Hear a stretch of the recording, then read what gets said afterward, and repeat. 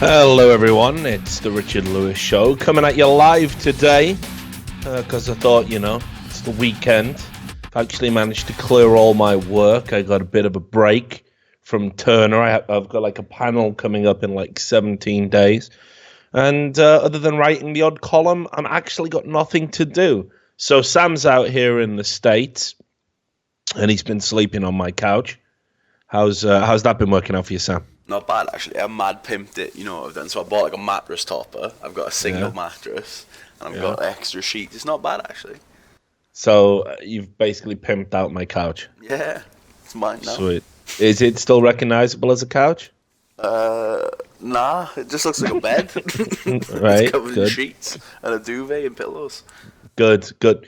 Mate, if I believe the mainstream media, apparently most of America are covered in sheets because we're all in the KKK. You feel me? I got Do you dog. feel me, dog? I feel you, Right? dog. Yeah. Nonsense, isn't it? But we did say we were going to catch up with everything that's been going on.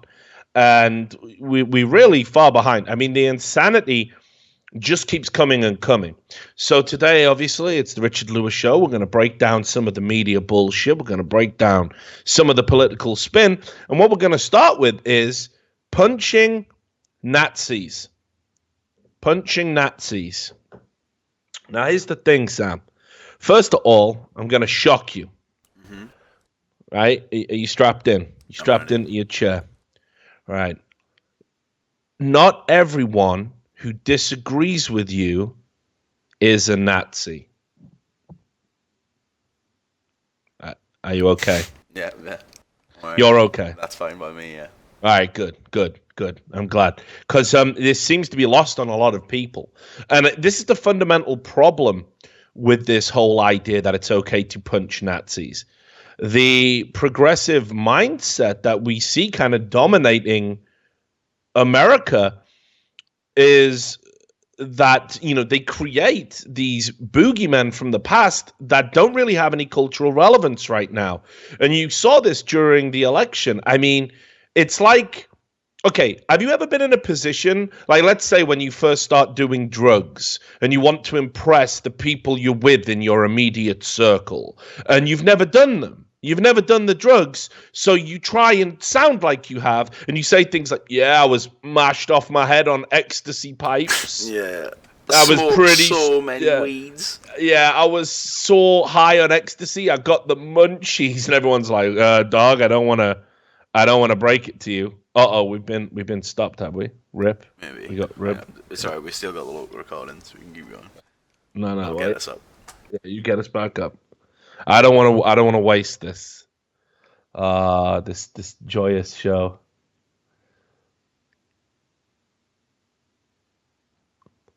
Let me know when we're back. I think.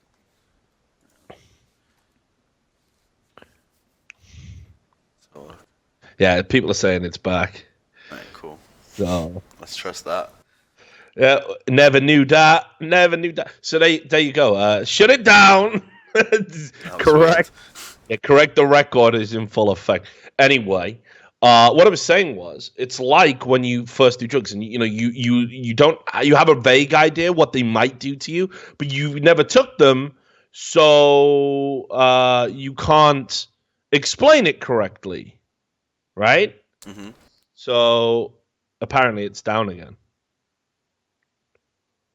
Is this something of your doing, or is this? No, my expert looks fine.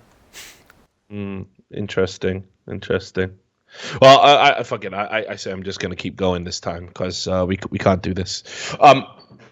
So obviously you lie, but here's the thing: you've never done the drugs, and everybody who has knows you're lying.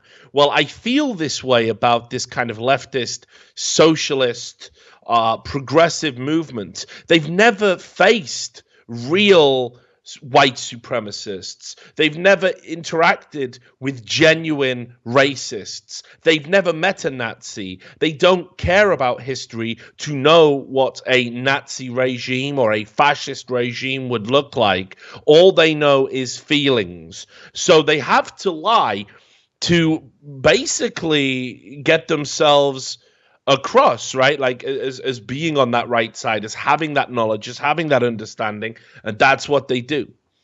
They lie. They tell those lies.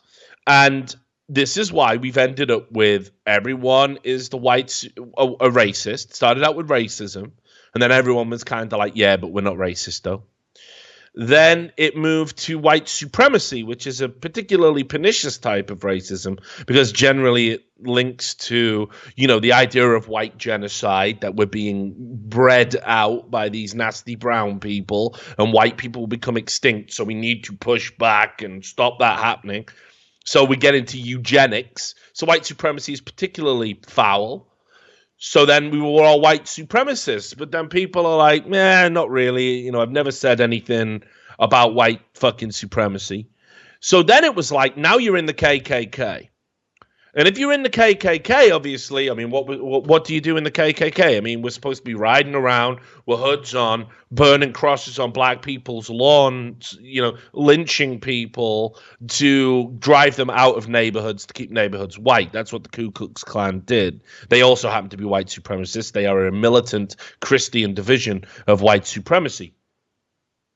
That hasn't happened. Okay? We're not doing that. I'm not doing that. No Trump supporter is doing that. In fact, the KKK isn't relevant at all in modern America. It is an anachronism. It is a throwback. It is a bunch of old men who want to put sheets over their head and go meet in barns and pretend that they're still connected to the good old days. It's actually sad and pathetic. And you said you watched Joe Rogan podcast, right? Where the head of the KKK was like saying... No, not Joe Rogan, it was Howard Stern. So Daniel Carver, he was like the Imperial Dragon, like some mad title of the KKK. And he was saying, like, this was in the 90s too. He's like, yeah, there's basically nothing of us left. Like, it's just him and like 3 old friends, and they don't do anything anymore anyway. They just have the hatred in their heart, and all he does is like put roofs on houses and shit now. So to be clear, this is the, what was it, Grand Dragon. So isn't that above the Grand Wizard? Wizard. I think so. My understanding of the KKK is a Grand Wizard is like kind of like a regional, a small local town or village or whatever. The Grand Wizard is the leader of that group, but the Grand Dragon is almost on a national level, and he mobilizes. Yeah, I think so. Group. I think that's how it used to work. So basically, I mean, a high-ranking KKK official says that we're dying. I've already shown you on the Richard Lewis show before, Mother Jones did an investigation to look at the web traffic for this other thing, because there's a checklist. If you're a fucking liberal progressive and you don't know how white supremacy works and you don't know about the groups, you have a checklist. You say things like they're in the KKK, and what you also say is Stormfront, Stormfront. You'll see this on Reddit all the time. Well, Mother Jones, a very progressive publication, and I believe it's won Pulitzer Prizes. Make of that what you will. I don't always think they're right. But they said web traffic to white supremacist websites, including Stormfront, are down, and that Stormfront are lying. Their numbers are not increasing. So then they had to raise the stakes again. So what did we become this time? Well, there's nothing left. Once you've gone from racism to white supremacy to the KKK, you got to invoke the scariest monsters of all. One that was jammed down your throat all through cinematic history.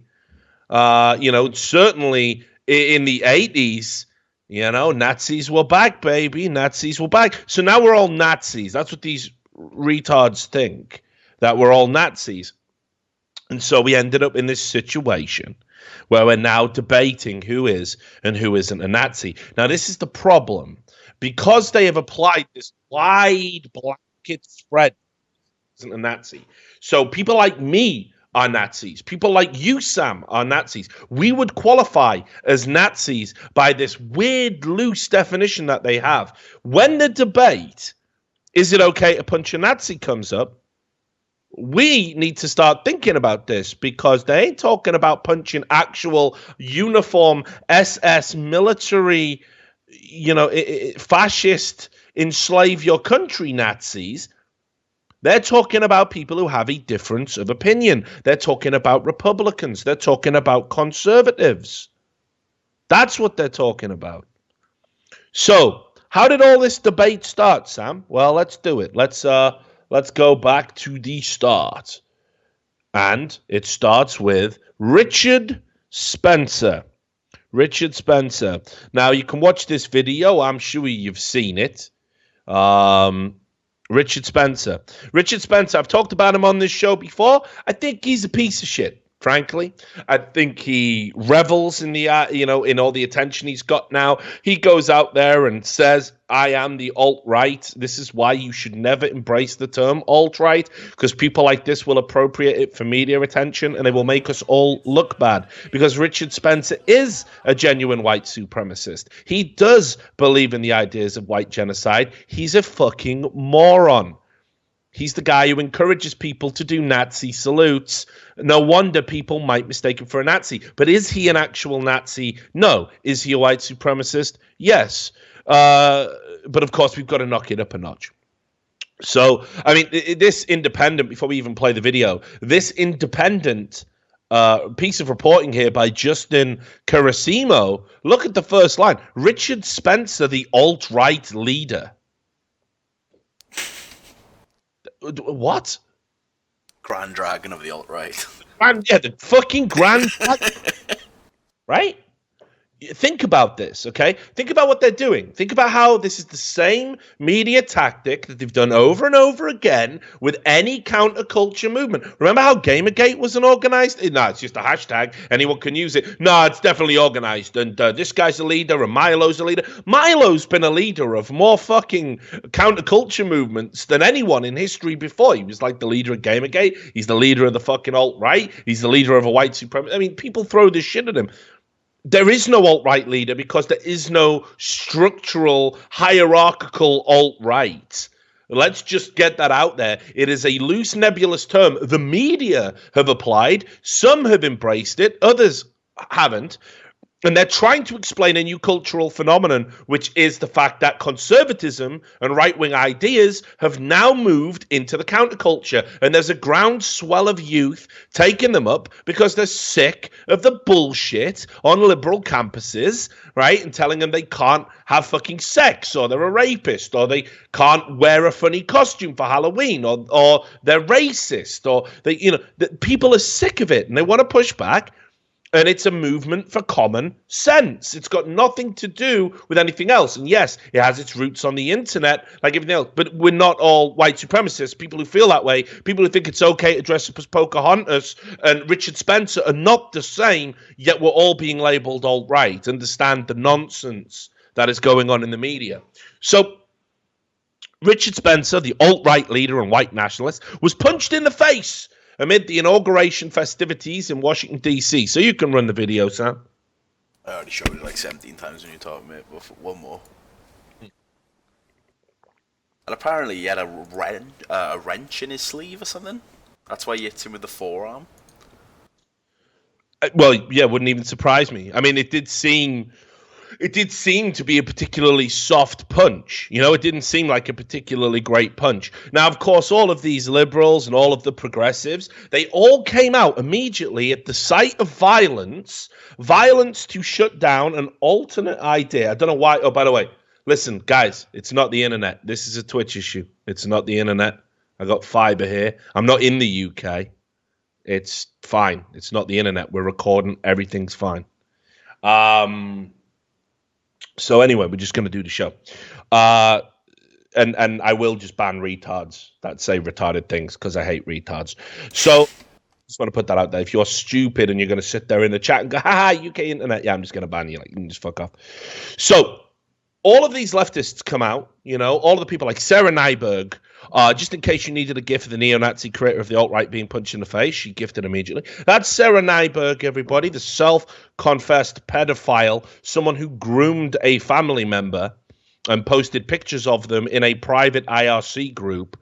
I don't know about you, but, what if I wanted to punch pedophiles? Would that, is it okay to punch anyone who you think has a morally reprehensible outlook on life? Because I certainly think sexualizing children is morally reprehensible, and I might want to punch someone who's done that. So I guess you're giving me carte blanche, Sarah. Thank you. I appreciate that. And of course, no, it's ridiculous. Also, as well, because these people are fucking children, they immediately started linking comics, okay, of, oh, look, but Captain America did it. You know, He punched Hitler though. Like, yeah, and you know, I mean, okay, but not just Hitler. Look, you know, people are like Indiana Jones. You know, these aren't real. These are fictional characters. You surely cannot fucking believe for a second that it is okay to take your real life political cues from fictional characters in a fictional universe where there are no consequences or repercussions for your actions. The whole point of fiction is that you can live vicariously through it. You don't actually go out and do the fucking things. You don't actually go out and do the things. Right? But lo and behold, you can just see here, you know, everybody. Patton Oswalt, a man who has been just broken mentally. And obviously he went through a horrible tragedy. His wife passed away. I think that's had a huge impact on him. You generally do see a lot of people in these progressive groups, as we're about to demonstrate, have hideously broken lives. They're emotionally vulnerable. They're mentally ill. They've got all these problems. And this is why they need to latch into this group where it's almost like one big fucking support network for delusional people. That's what the progressive movement ultimately is. He tweets out, I agree violence is never, ever okay under any circumstances, except against Nazis. So in any circumstance, you want to label someone a Nazi, in other words. And this is the unfortunate thing that's going on. Now, here's what I will say. If you want to conjure up images of fucking Captain America and Indiana Jones, the guy who punched Richard Spencer, did you blur the picture for this, Sam? No. What, you didn't tell me to do anything? Did days ago, remember? Nah. Yeah, definitely did. Remember, because he's the scat guy? Oh, yeah, I did. You did blur it. So Yeah. Oh, right, okay. Hang on, look, I gotta find... I didn't even realise that was what you were talking about. Yeah. There we go. Right, hang on. You do the backstory, I'll look for it. It might be quick for me to just redo it, honestly, so, right, go on. Okay, well, just redo it then.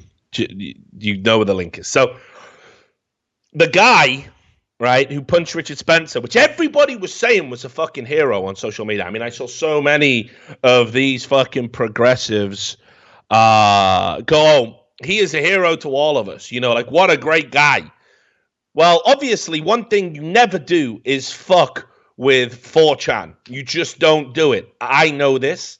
I've lived on the internet. You don't fuck with 4chan. You don't fuck with hackers. You know, you just don't fuck with the internet full stop, because it is a force unto itself, and you must respect it, even when you don't agree with it. Because anyone who tries to fuck with the internet will get fucked back 10 times as hard. It just isn't worth it. You can't tell a lie. They will find your lie and expose your lie. You cannot hide. They will find who you are. So here's the thing. Are we ready? Did you? Almost. Okay. So here's the thing. The guy who fucking punched Richard Spencer, he had a mask on, right? And a big heavy coat on. And they saw this much of his face. And it had glasses and a little grey mustache. Okay? And everyone was like, you know, thanks to that man, I'd like to buy that guy a drink. Well, let me tell you, you might not want to buy this guy a drink. It's so dumb, man. Are we ready? All right, let me just double check everything. Yeah, because this is where Twitch goes down for real. I've left the cigarette being put out in his mouth. That's fine. That's fine. Left him the collar. Left him sitting under a seat. All good. All fine. And what about the one in the middle? Looks like she might have her lips around something there, mate. Yeah. Done all that. Don't worry about that. The one in the very centre I just got rid of because that's just too risky. But like everything's a no-no in that one. Okay, so here's the thing. Again, we talked about this. Doxing, yeah. You know, you have the right to save whistleblowers. I don't think you necessarily have the right to protect and preserve somebody who assaults somebody for expressing their point of view in an interview with a media outlet. So you interrupted an interview. So anyway, it turned out 4chan, Paul, doxed him, and like all of these leftists, he's a shit-eating cuckold. He literally is a shit-eating cuckold. This guy likes to eat shit. You can see this picture here. There's just so much in this. Like, he took pictures of himself and put them on the fucking internet. He likes to eat shit. He likes to get shit on. He likes to get led around by a collar. He likes to watch guys fuck women. He can never be involved. This is the fucking guy. This is your hero, liberal America. This is your fucking hero. And look at the it's him, dude. It's fucking him. So, I mean, I don't even know what to say here. Like, it's so good, man. Oh, this is possible. It's so good. I like, by the way, that our work discussions like, do you remember the Scat Man? Hello, Scat Man Blur. I had it on your desk. This is how we're working. This is how we're working.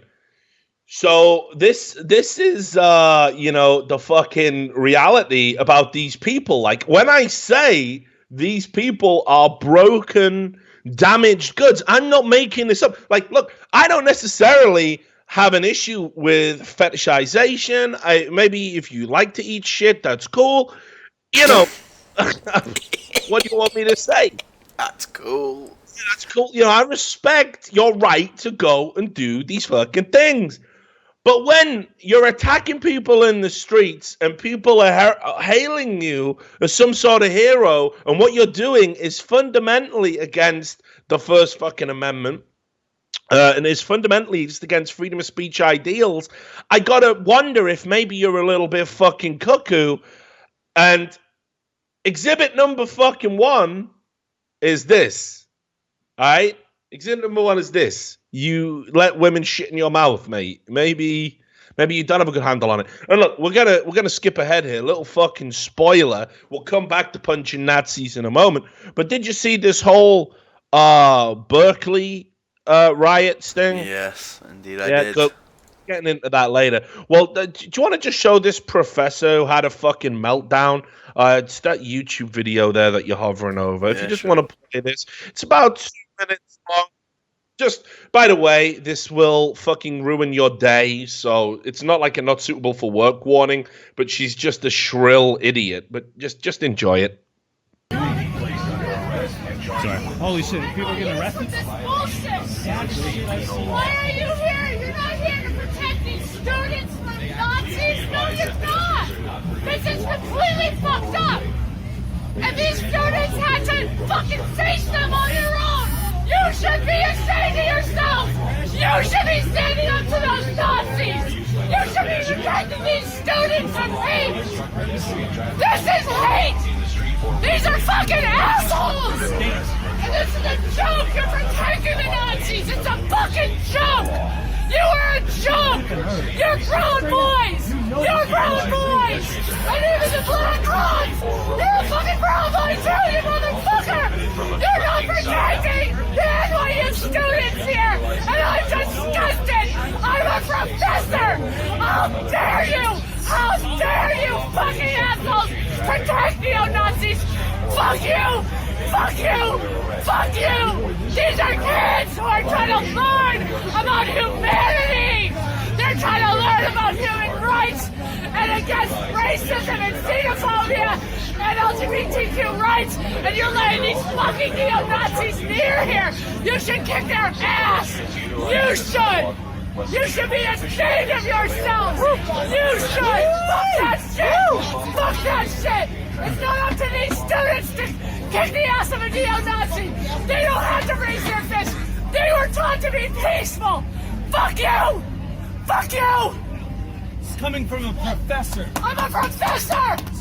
She's a professor! Hear it! Hey guys, she's a professor! And you're here to protect neo-Nazis! So fuck you! God fucking damn it! Those kids should not have to take fists up to neo-Nazis, and you're putting them in that situation! Go to hell! Fuck you, NYPD! Woo!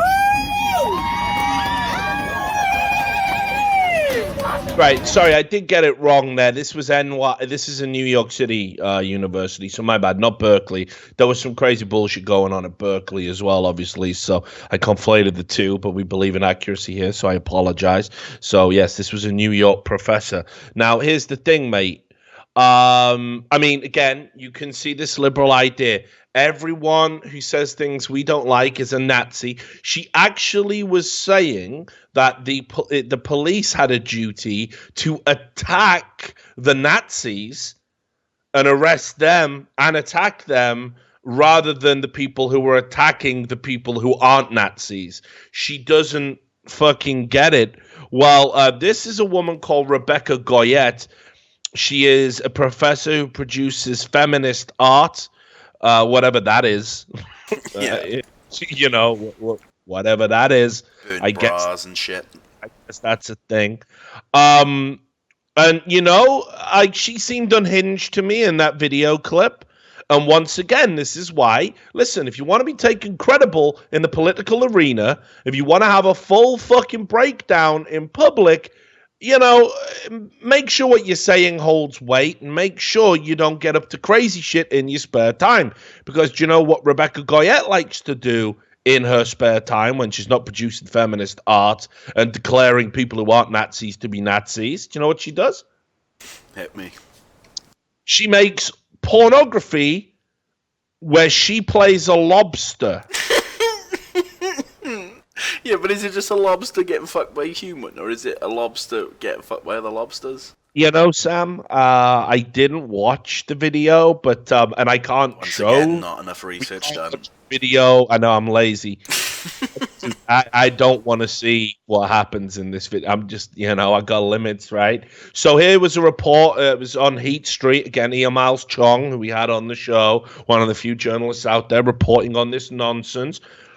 Just look at it. There she is. There's the one picture I think that's suitable for work. Feel free to enlarge it. There she is, dressed as a lobster, doing these erotic lobster films. And you can see here, many, this is her own words apparently, many know her as Lobster Girl. And Goyette has filmed her interspecies pornos detailing the sex lives of lobsters internationally. Originally, Goyette adopted the sexually aggressive female lobster as a primary character. She performed live to promote female agency. So, yep, she does erotic lobster film. Like, again, do you see what I'm saying here, Sam? Do you see the trend? They're always fucking fucked, dude. They're always fucked. They're always fucked. No, listen, man. I've done the research. Oh, I've done the research. It is, in fact, lobster on lobster. Oh, it's lobster on lobster. Yeah, Okay. there's other guys that dress up as lobsters as Why well. is it described as interspecies porn? Let's have a look. No, that guy's definitely a lobster. Oh, he's not. Alright, there's a man. Right, so there's lobsters and men. So Mate, what is that? see what you're seeing, Sam. I don't want to see Yeah, it. because we'd be banned if we could, but what is that? I look, dude. I took one brief look at what was happening. Is urine involved? No, mate. It Right. looks like a human-sized prolapse, but coming out of it. And I don't know what it is, but it's not real. It's artificial, like, but why has that been put in? Why have we CGI'd that? It's having an artificial prolapse. It looks like it, yeah, but it's coming out of her, like, her stomach, but it looks like she's giving birth, but it's not human, but... Okay, so just as a point, mate. While Sam describes lobster porn would be a great channel, like I think we should just past it, right? Point being, all right, these people are fucked, aren't they? I mean, they're fucked. Yeah, they're Right, good. Right, hang on. There it is. Having an allergic reaction to all this lobster porn mess. Right, I'll okay, drop the so link to the Heat Street article in the chat for everyone who wants it. you can go and look into it. Now, so here's the thing, right? So punching Nazis, it turns out it's going to be a big talking point for some reason. And for me, there is nothing to talk about. I hate Richard Spencer. I would never assault him for expressing his ideas. It doesn't bear repeating. I'm sure smarter people have said it, smart people than me. You don't defeat an idea by beating somebody into submission if they express it. You beat an idea by showing your ideas to be more salient, to be more intelligent, to be the correct way or the more correct way of thinking. You have to defeat ideas with ideas, and you do that through debate, not through attacking people. And I can't believe we're having to express this. Now, The Guardian, right? The Guardian, I would have thought, is one of the most wishy-washy liberal publications out there. They actually think there is a debating point here, as a lot of publications do, as you're going to see. When there was some pushback, because there was even some liberals who were saying, are we really attacking people now? Like, I can't support that. So what they did was they wanted to frame it as a debate. Now, there is no debate. If you are violent towards somebody to shut down their ideas, it's just wrong. It's ideas, it's words, okay? But the Guardian and all these mainstream media publications want to frame it like it's a debate. They are fueling this violence. Like we talked about on the last show, how those protesters and the Black Lives Matter activists that are doing things, these people are being fueled by the mainstream media and being told, hey, have at it. It's okay, actually. We won't judge you too harshly. So the Guardian did this article. What are the ethics of punching Nazis? What are the ethics of punching Nazis? And if you just go through this article, it honestly says that, maybe we shouldn't. I don't know. But Nazis are pretty bad. And it even invokes, like, towards the end, in the middle of the article, it's very clear that, look, punching a Nazi is a statement that proclaims racist views will not be tolerated. And keep in mind, nobody is framing this idea that people are being wrongly labeled Nazis, that the word Nazi has been overused to the point where it doesn't make sense anymore. It's divorced from its original meaning. But it says here, punching a Nazi is a statement that proclaims racist views will be tolerated. Let's frame a moral rule. It is good to be civil and kind towards people, except towards people who want to exterminate different races. This does not justify punching. They have to follow it up. It's like they put the tip in. Ooh, violence. Ooh. No, bad though. And then it goes back in. Instead, it says people who want to see me and my family murdered don't deserve the same respect I'd give others. It's a negation of action that says don't be kind to Nazis, but not a call for action which would be hurt Nazis. The key thing here is you should be deploring any sort of violence towards people. When the Nazis start, these imaginary Nazis, when they start militantly mobilizing, rolling down the streets with guns and tanks and having the military authority to take you away and put you in a camp, that's probably round about the point where violence, unfortunately, is going to have to be a given. When they're on a street corner doing an interview with a media outlet, sucker punching them in the back of the fucking head probably doesn't make you the good guy. Just saying. So the Guardian started it. They quickly followed that up, actually, with a video. So it's another video for you to play, Sam. And this was called, it was by Nesreen Malik. It's 2 minutes long again. You've got to watch the whole thing to believe it, guys. But you may remember a famous quote by Michelle Obama. She said, when they go low, we go high. Okay, and that's a fucking joke, by the way, because unfortunately, when the right goes low, the left always seems to find a way, as I see it, to go lower. And part of the problem we've got is we've got two sides that are just trying to outdo each other in this swirling nonsense that we've got going on. And right now, the left are really lowering the collective standards of the earth in their behavior. And again, I see a lot of people say, oh, but the left is a nebulous term, and that doesn't mean anything. Fortunately, I got to use some label. So they're getting called the left. But I agree. There's a lot of leftists they don't represent, but the extreme left, sure. So this video from The Guardian was called, When They Go Low, Going High is Not Enough. Watch this, guys. When they go low, going high is not enough.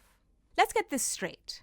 In principle, it's never okay to hit anyone, Nazi or otherwise. But when Richard Spencer was punched while giving an interview in the street, it was a cathartic moment for many. A lot of us find ourselves at a loss for how to respond as frightening and dangerous views are suddenly not only being aired, but mainstreamed. Unable to adjust, we continued to engage with these views like they were just a new school of controversy. The world had changed, but we hadn't caught up. That punch, it caught us up. When they go low, we go high, said Michelle Obama, amid the rising ugliness of Trump's campaign. Well, going high doesn't always work. Some positions simply cannot be entertained, let alone argued against. There is this fallacy on the left around reasoned debate. Don't assault and boycott racists and misogynists. Debate with them. Don't go low, go high. Be better. But why? Why should we be better? Just for the sake of being better, or because being better produces results? This philosophical Achilles heel is paralyzing liberal democracy. Would I encourage people to go around punching Nazis? No. But I will also not condemn them for doing so. The punch was a calling out after a time when too many things were not called out for what they really are. Going high might make us feel good about being the better party, but it is not a suitable response. And it doesn't work, particularly now while we face a clear assault on hard-won freedoms and equalities. There is a narcissism of good behavior that needs to be jettisoned. There is a complacency born out of a combination of shock, privilege, and inertia that makes some think that keeping the dignity of liberalism intact will somehow shame bigots into behaving. The alternative to all this futile, false equivalency debate is simply to call everything out and protest it, boycott it, march against it, and never let it settle. Now, I don't need to say anything about that, but this justification of attacking the Nazis is part of an ongoing thing that has been happening lately. And you might have missed it. You might have missed what they're trying to do. They are framing words as violence. Now, the left have done this a lot, and you will know some of this. You will know, for example, according to progressives, it is impossible for a white person to be the victim of racism. So if, for example, for non-white people, I won't even say they're all the same color, they're just non-white, but they're all unified in a beautiful story of hating white people. You know, there might be a Mexican guy there and a black person there and a, Japanese guy there. And they've all come together for the sole purpose of attacking me, and they curb stomped me, and I'm fucked up in intensive care. And when interviewed, they said we did it because he was white. Actually, what's happened there is they didn't commit a racist attack because they don't have the agency or the institutional power to be racist. That's what the progressives have been saying for a long time. And of course, it's nonsense. The definition of racism is very clear to understand. If you attack somebody predicated on their skin, predicated on their race, if you would discriminate towards someone predicated on the color of their skin, their race, you're a racist. That's it. That's it. It's real simple. The reason they changed it was because it might cause you to look at questions about their own lives. They like to infantilize minorities. They don't really want to think of them as fully fleshed out adults with agency. They'd much rather think of the big bad government keeping everyone down, because unfortunately certain statistics, certain societal facts, they make some of their beliefs very questionable. And they don't want to question themselves. So far better to change what words mean. That's easier. So this is why they teach racism is impossible if you're a white person to be the victim of racism. So The other thing they've been changing recently is violence. You'll have seen this in all of these reports. Words are violence. Richard Spencer was committing an act of violence when he gave that interview and gave his views. Milo, when he goes to colleges and campuses, he is, even though he's only engaging in words and no violence is exchanged, his words are violence. Words are violence. This is why 1984 resonates now, because, you know, war is peace. The words are starting to lose meaning. The progressives are deconstructing them to suit their agenda. And there is nothing violent about expressing these opinions, but that's what they're trying to do. And when you say words of violence, and you can then spin it that if I attack you for your words, I'm actually committing an act of self-defense. And we all know self-defense is defendable under the law. This is why it's important to them. This is why they want you to believe that words are violence. Words are not violence. It's as simple as that. Let me show you what this has given birth to. Every 2-bit fucking loser, every nerd, every games journalist, every little college student, they now imagine themselves as the avatars that they so want to be. They imagine themselves as Captain America and Indiana Jones and anyone else who ever killed a fucking Nazi in a movie, right? Look at this guy, Adam Sessler. You ever seen Adam Sessler? Adam Sessler is a fucking loser. He is a joke. Right? Have a look at this, what he posted. I mean, it's so cringeworthy. This is how he sees himself. This is like a 5'5" manlet. Okay? Right? And look at his t-shirt. Fuck racism, punch Nazis. With a photo of the shit-eating cuckold on it. Why didn't you use one of the pictures when he's getting a biscuit bent into his mouth? Like what? You didn't use that one, did you, you little hero? But fuck racism, punch Nazis. Look at me, I'm working out in the gym. Yeah, we're gonna fight the war. You ain't gonna do shit. I'm gonna tell you something. You fucking, all of you punks, right? Like literally, all of you losers, you BuzzFeed writers who think that you are genuinely out there on the front lines of some war when all you're doing is attacking one side who are just bemused at being assaulted for expressing their ideas. That is your cultural war. Let me tell you what great writers of the past have done. Let me tell you about George Orwell, Ernest Hemingway, who went and fought in like the Spanish Civil War. There are wars out there where oppressors are genuinely committing genocide, genuinely, killing people just for different beliefs, just to maintain political power. And there are revolutions going on around the world. Do you want to fight in a revolution? I will buy you your fucking plane ticket, Adam Sessler. Do you want to go over and help liberate Syria? Do you want to run around in the rubble next to the bodies with the bombs dropping and the bullets flying around? Do you want to actually do something good and liberate some people? Is that what you want to do? Or do you want to wear a fucking t-shirt and posture on Twitter while drinking a fucking latte? You are a fake and a fraud. You're not a fucking warrior. Look at you. You're a fucking joke. You wouldn't have the balls to put on a uniform and go fight in a fucking war. What are you talking about? And you got the nerve to have a little fucking avatar on your fucking Twitter account? Oh, look at Indiana Jones punching a fucking Nazi. You are nothing. You are a joke. And all of these people who pose as fighting Nazis are a fucking joke. You're not fighting anyone. You've never been in a fucking fight in your life. The only time you fucking fight is to get the right fucking change out of your fucking man purse to pay the fucking barista. You're a punk. So, just want to say this. There was obviously all the celebrities and all of these fucking people had to get involved, and give their view about Nazis and why it's okay to punch them. So there was a guy called Thor Harris. I don't keep up with music. Like he's probably someone important. Maybe he's a nobody. I don't know. But it was a very cheap and easy way to get publicity for yourself. Come out and talk about punching Nazis. Now, even though this guy did expressly call for violence, something Milo never did, this guy only got temporarily suspended from Twitter because, again, it's not about calling for violence. It's just about who you call for violence against. In fact, there were multiple examples of Antifa accounts that were threatening people and doxing people. And Twitter did nothing. They didn't give a fuck because it's okay. No bad tactics, only bad targets. But this guy, basically, well, you can just watch it. This is what he posted on Twitter. You can see it for yourself. I'll let you play it, Sam. Any other member of the Republican Party, don't do it. Peaceful protest is better. But if you have to do it, please get someone to film it. Also, hold your wrist straight like this. Otherwise, you could hurt your wrist. You want to keep your elbow loose and just launch your fist like a missile and punch through the face.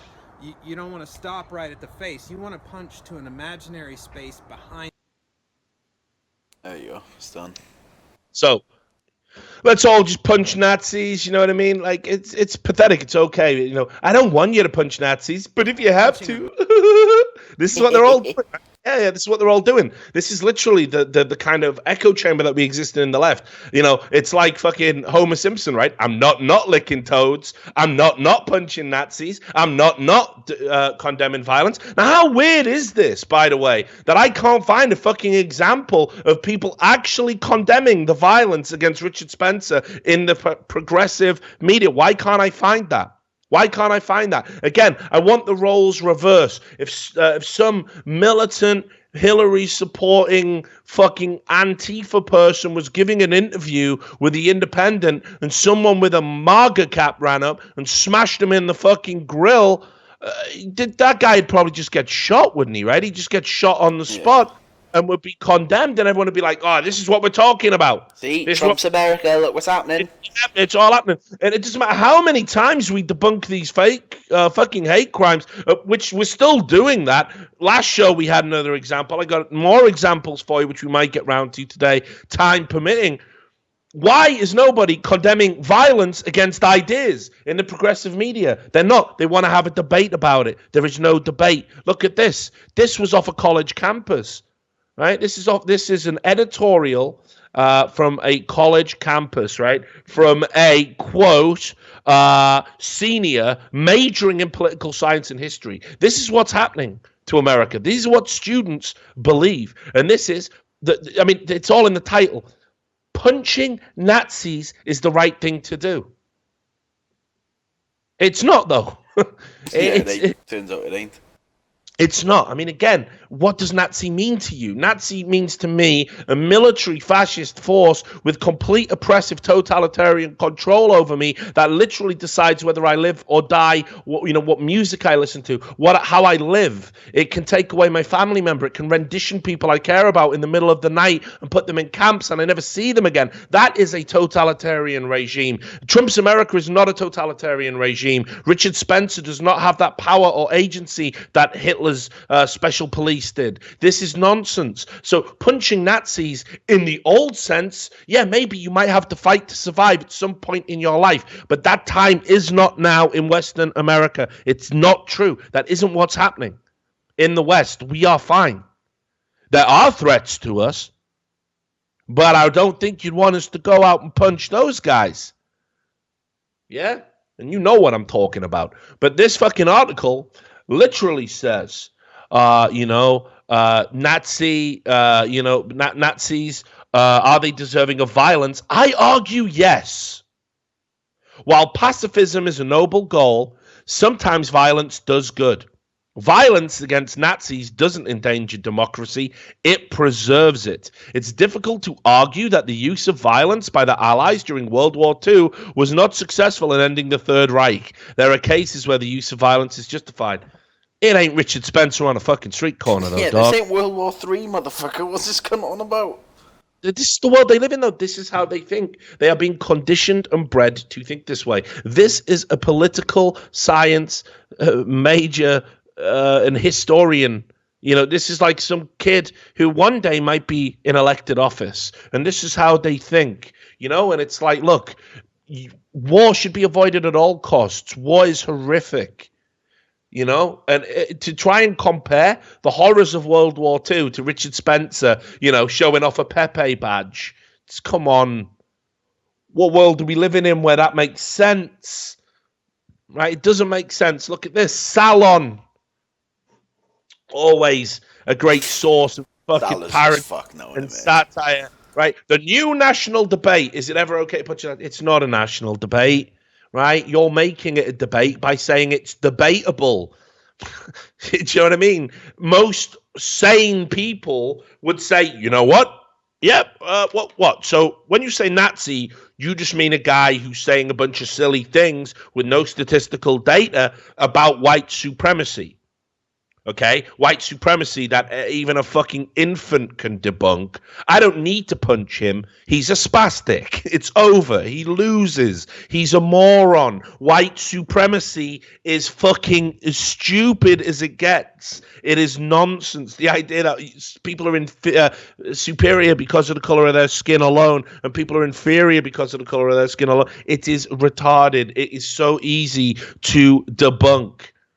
End of story. You don't need to punch this guy. You just laugh and point at this guy. Why do you think comedians like fucking Mel Brooks, right? Why do you think Mel Brooks, a Jew with relatives who died in the Holocaust, was always dressing up as Hitler in his films? Because he understood that you take away someone's power not by assaulting them, not by rounding them up or putting them in camps. You mock them. Which is why satire and free discourse is some of the most fucking important stuff to preserve and should never be signed away under any circumstances. And if you don't understand that, you're not adult enough to join in the fucking discussion. And I can't make that clearer. But Salons say it's a debate, and it ain't a fucking debate. There is no debate. That shit-eating piece of shit was wrong. You can masturbate to the clip of Richard Spence getting punched over and over again, and that makes you wrong. To celebrate violence against other people makes you part of the fucking problem. This Salon article tries to justify it. It jumps through all of these little hoops.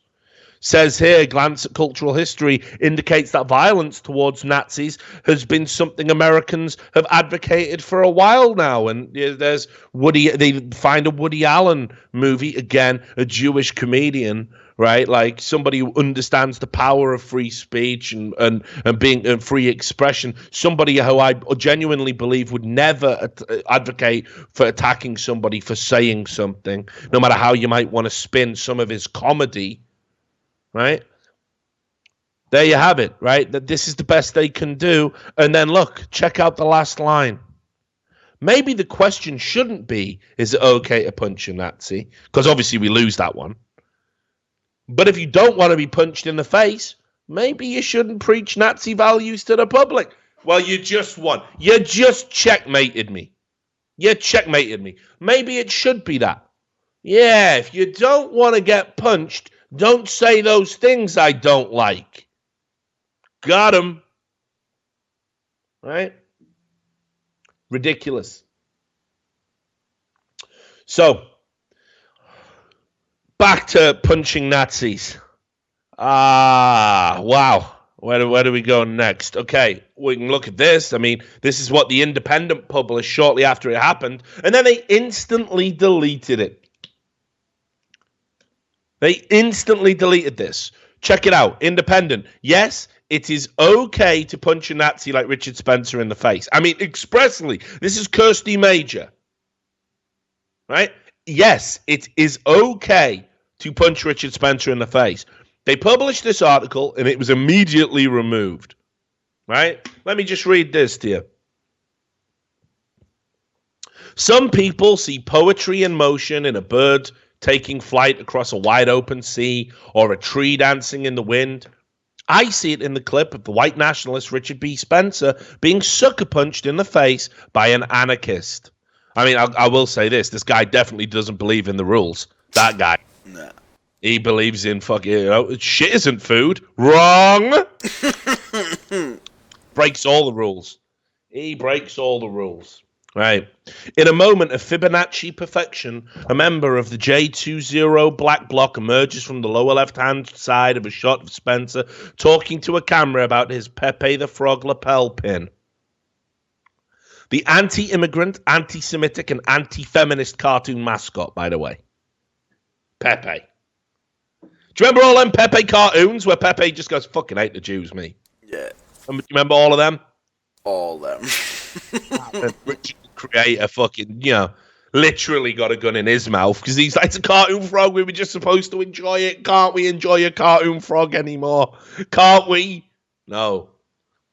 His right arm arches upwards across the frame towards Spencer's face, and with the full weight of his body behind his clenched fist and the thing that's up his sleeve, he lands the meanest hook onto his victim's jaw. Was it the meanest hook? Was it though? It was a lame fucking punch. Him and Adam Sessler should have a bitch fight.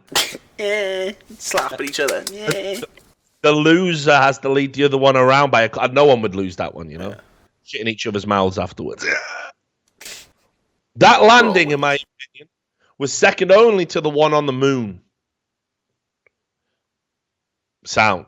Spencer stumbled to the right, followed by a scrum of cameramen with lightning reflexes. And honestly, what is this cunt watched? Right? While the masked attacker springs back, mate. The only thing that's springing is fucking logs into his lips, mate. Temporarily stunned by his own magnificence before running off into New York's urban sprawl. Opponents of the meme to end all memes say that in a democracy we should be able to vigorously debate our views free from the threat of violence. Socking one to a fascist will only serve to perpetuate divisions already present in the American body politic. To this I say, you try having a reasonable discussion with Richard Spencer. Well, yeah. Why aren't you doing that? Debate is reliant upon an exchange between two rational actors. The alt-right fascists, white supremacists, identitarians, neo-Nazis, the KKK, or whatever else they want to call themselves, I mean, they're all different things, aren't rational actors. So you can't even have a debate with them now. You can't have a debate. So you can go and read the rest of that one because now she's just talking about, because he says Hail Trump, that's like Sieg Heil or something. Just you can go and read that one. But the Independent deleted that. I mean, they published it and then they deleted it. Just shows, doesn't it? Fucking whoops. Doodle. We save the push for full civil war till the end of this year. Right? Then, of course, the Washington Post, this was a kind of call for sanity in a wilderness of stupidity. All right? They said, in movies, punching is the way to deal with Nazis. Reality is more complicated. Right? And you can see, again, it shows some celebrities kind of goading and reveling in what happened. Right? And, again, for some reason, they talk about movies and this stuff. But the conclusion is, at least somewhat sane, that saying, sure, we've been raised on killing Nazis, right? But we shouldn't really do it, right? A peaceful path is the righteous one. So I wanted to include it in there because we all know the WashPo sometimes go a little bit crazy, but they actually were kind of calling for a bit of sanity there. And just to put this out there, a lot of people were saying the ACLU now need money more than ever. I saw a lot of people tweeting about this because of the rise of the Nazis, which of course it's not happening, but whatever, let's pretend it is. Well, this is an interesting case. The ACLU actually represented a Nazi, right? A guy wanted to literally kind of goose step around displaying a swastika in Illinois, Skokie, Illinois. And the American Civil Liberties Union represented him. Okay? So this is the case documents here you can go and read. It is the... the National Socialist Party of America versus the village of Skokie, Illinois, 1977.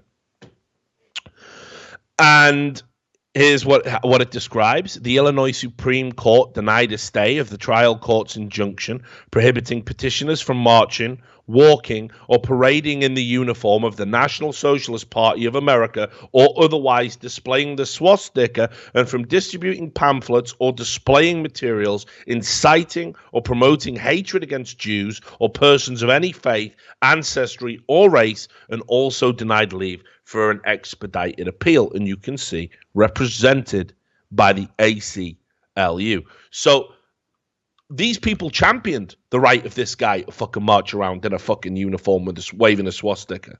And I'm not even saying that's fucking cool or whatever, but these people who want to punch Nazis, they don't understand what the boundaries of free speech and free expression actually are. They want to diminish those bounds, and they're invoking parties and groups that don't agree with their diminished outlook at all. And then just finally, all right, I talked a little bit about this in another show, I think, or it might have been on stream last night. Everything's blurring into one these days. But, you know, Lexi Alexander? You ever seen Lexi Alexander? Where would I have seen her? She's made some films, I think.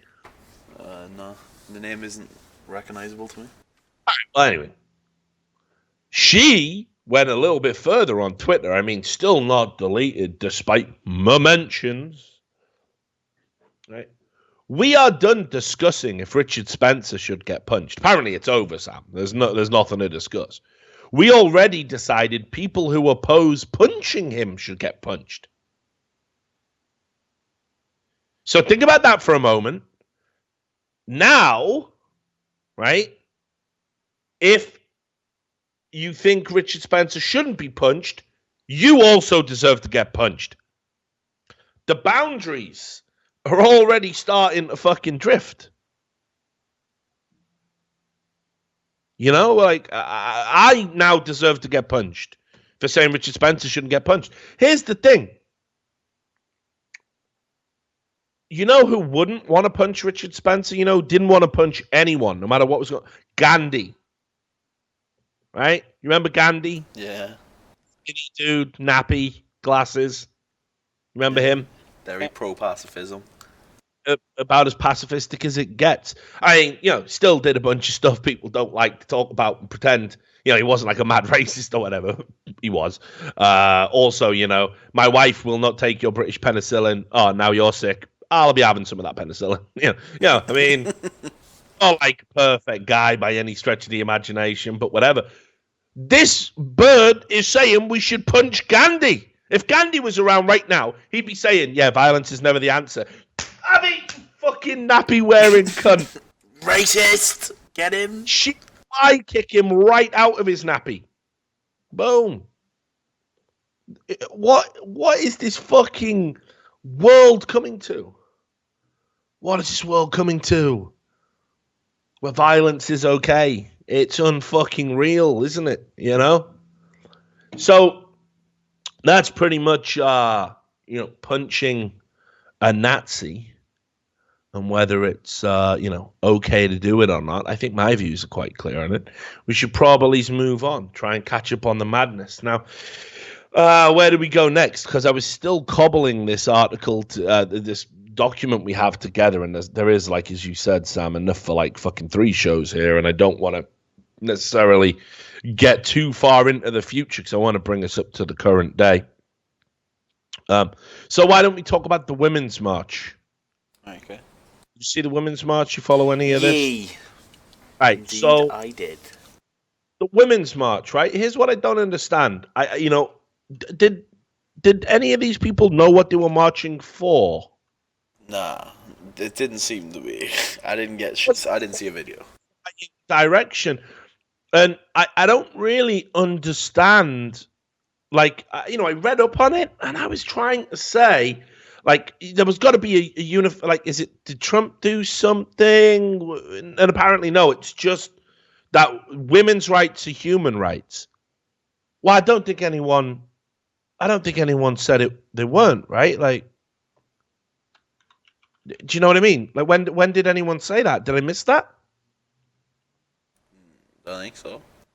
Right, good. I'm glad I didn't. So, I tried to take this march seriously, but I saw some unbelievably embarrassing signs. And,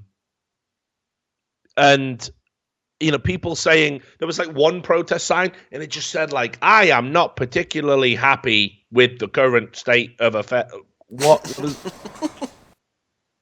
This was 200,000 women, went to Washington and they were protesting Trump, right? So there was, and again, like I'm all for political protest, peaceful political protests. I've got to say, most of the women's marches that went by without any incident, it was a big fucking mess. I mean, some people who were a little bit less charitable than me did point out that, it's going to be guys cleaning up that shit in the morning, but whatever. I'm not opening up that kind of worms, but just have a look at this, right? You want to have a dignified protest, right? Did you see this pussy hats thing? Yeah, I didn't see this. Yeah. You go, have a look at this, mate. This is unreal. They were selling these. I mean, talk about a fucking cash grab. Giant pink fucking vagina hats. Let's have a look at some of this ridiculous shit that's going on here. Like, okay. You scroll down, you can see they got some little girl wearing one, right? Yep, that is like a fucking 2-year-old in a pussy hat, right? And they say here, look, apparently it all comes from Trump's grabbing by the pussy thing, whatever. But look at the granny. I know, man. That's why I went, mate. Why though? This old lady, my feisty 83-year-old mom, just knitted 6 hats in 3 days. She can't physically be at the march with us, but when she looks at the crowds on TV, she will know she made a difference in her own small way. Now, here's the thing, right? Do you reckon they told her this hat represents a sopping vagina? Right? Or do you think they just said, oh, Nan, can you knit us some hats? Because we're going down to Washington for a march and that, and it might be cold out. Probably didn't even tell her yet. Can I have some hats? Can you make them look vagina-like, though? I'm just going to tell you this, like, my Nan was a fucking battle axe, right? My Nan was a fucking battle axe. She survived cancer in the throat. She had one of them holes, Mm. And there's no fucking way you could have taught. This was a hard woman who lived through the fucking war, lived through cancer.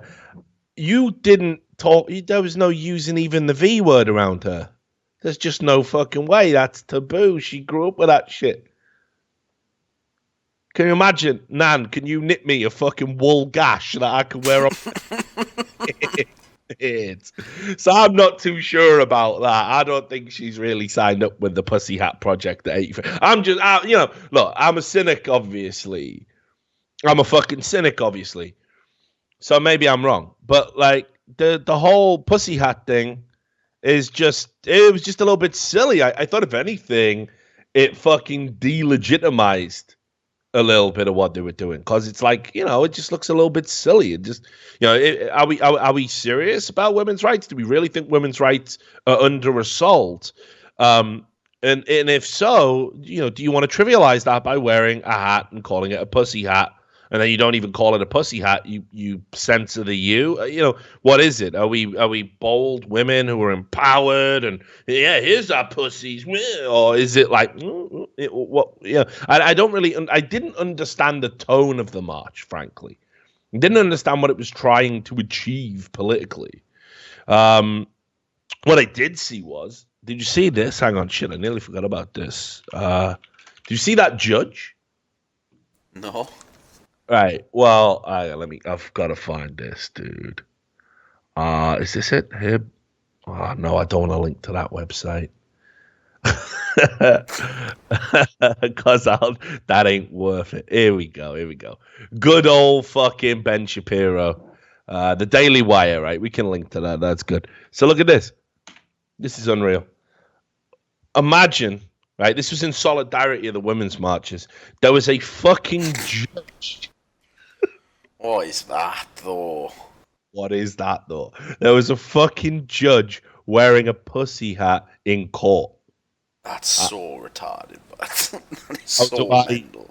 No, but imagine being a guy. Yeah, imagine exactly. guy. And case today is a child custody charge. Case, well, I fucking lose. Well, it says here that you are guilty of being in possession of a big old dick. So, yeah, send him in jail forever. It's just a custody charge. Showing that though. I mean, fucking come on, dude. That's unreal. Judges are meant to be non-political. That's one of the things that comes with being a judge. That's why justice wears that blindfold. You're not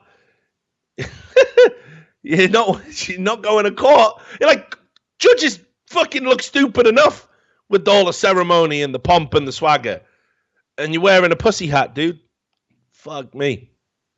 So there was that. There was a couple of other interesting stories I did notice. You know how the left likes to devour itself? It'll just do that from time to time. Well, for some reason, by the way, there was loads of moments, and I'm not going to get too into this because I think it might upset some people. But there was loads of women on the Women's March being like pro-Islam, right? Which is, maybe Islam needs that right now. Maybe it needs a shot in the arm, right? But there was this there were women getting up and doing chants, obviously non-Muslim women, by the way. And they were going Allahu Akbar, singing it, and all the women were like, "Oh, this is, it's so beautiful." People crying about it, and this was because the woman who organized it helped organize the DC Women's March was a woman called Linda Sarsour. Now, Linda Sarsour is someone who has been very pro Sharia law, which again, I don't like the idea of any divine mandated law. I have issues with the Christian facets of law in our current society. But maybe I'm ignorant here, but is that an issue? Sharia law and women's rights? I don't know. Yeah, I don't think many of those people have read the Quran. I think it's safe to say, man. Don't think they quite read the contract before they signed. The old Eve Sports way. Just sign the dotted line. Sharia law is good. Yeah, so she, she's got a few skeletons in her closet, so to speak, which, we don't need to, necessarily get into. I think she holds some contradictory views, though, without putting too fine a point on it. She's very pro-Sharia. I think she's actually criticized Islam. Criticized Judaism, I should say. Sorry, obviously not Islam. And she said some stuff that I don't think she's necessarily particularly nice, peace-loving, freedom for all person. It doesn't really make sense. But there was one thing that was happening at the Women's March that kind of made me laugh just a little bit. Maybe I got a weird sense of humor, you tell me. But there was these women were fucking tying American flags into hijabs, right? Yeah, I saw that. Just have a look at this dude and try not to laugh. Again, maybe I'm an asshole, right? But just watch this. And the tweet was, emotional moment while tying a hijab at the Women's March. Just watch this, dude.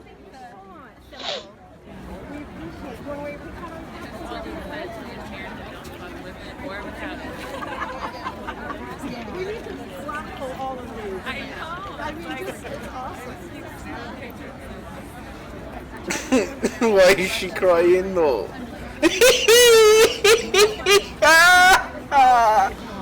What the fuck? Oh, what the fuck? Why is she broken down and just put a pussy hat on her Oh, what the fuck? I thought it was gonna be the older woman, I didn't see how coming.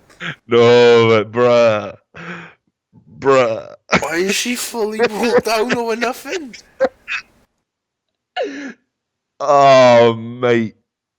It's too much, innit? Now, fuck, dude. Let me keep talking for a little bit, but I should have had this ready. There was also a woman who was an Islamic woman. She might have been protest. Oh, we get to that because it's the travel ban. But the left all came out and said, "Oh, look at this woman. She's so brave." And then someone went through her Twitter and she was all pro-Holocaust. Like just check. Just check, okay? I don't know if you've read a history book. Yeah, Middle East. It's real complicated out there.